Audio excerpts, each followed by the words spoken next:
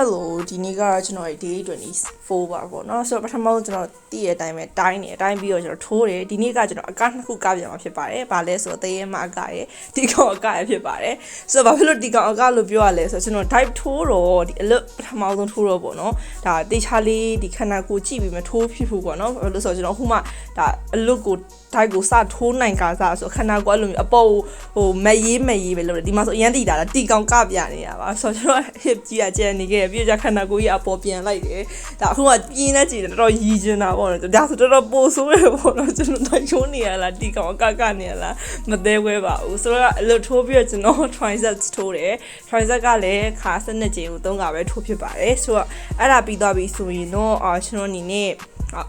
ဒီ knee push up ထိုးတယ်ပေါ့နော်ဆိုတော့ဒီမှာ tricep မှာဆိုရင်ဒါ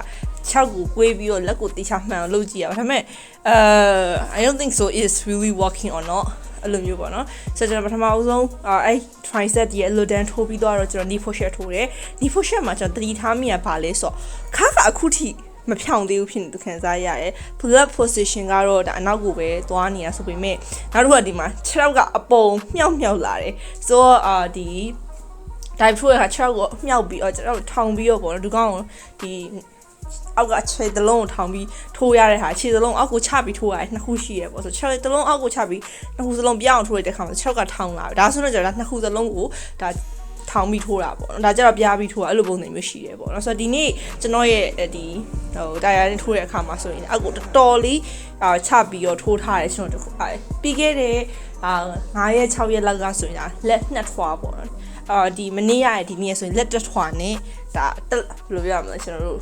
လက်သီးစုပ်တဆုပ်စာပေါ့နော်အမြင့်ကအဲ့လိုမျိုးထိုးတယ်ဆိုတော့ကျွန်တော်ထိုးတယ်ဒီနေ့မှလည်းဒါ12ခေါက်ကို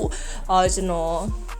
4ကထိုးတယ်ပေါ့နော်အရင်တော့ဆိုရင်တစ်ခါထိုးဆို6ခါပဲထိုးနိုင်တယ်ဒီနေ့ကကျွန်တော်10ခေါက်ထိုးနိုင်အောင်လုပ်ခဲ့တယ်ပေါ့နော်ဒါကကျွန်တော်ကိုလာပြီးရှုပ်တာပါသူချင်းပြီးသွားပြီပေါ့နော်နောက်ပြီးတော့ push up ရဲ့အစွမ်းအရန်ကြီးမားရယ်ဘာလို့လဲဆိုတော့မနေ့ကတော်တော်လေးကိုခိုက်တောင်အေးတာပေါ့ဒါပေမဲ့ push up လေး9ခါလောက်ပဲထိုးတာတကူလုံးကို tree ကိုပြန်လို့ကျွန်တော်ဒါမနေ့ကဆိုရင်တော်တော်လေးအေးရဲ့မနေ့ကတော့မဲပေါ့နော်ဒီလက်ရှိမပါရင်းနဲ့ပြီးနိုင်တယ်ပေါ့ဒီနေ့ကတော့လောက်ပါပဲဘိုင်ဘိုင်ပါ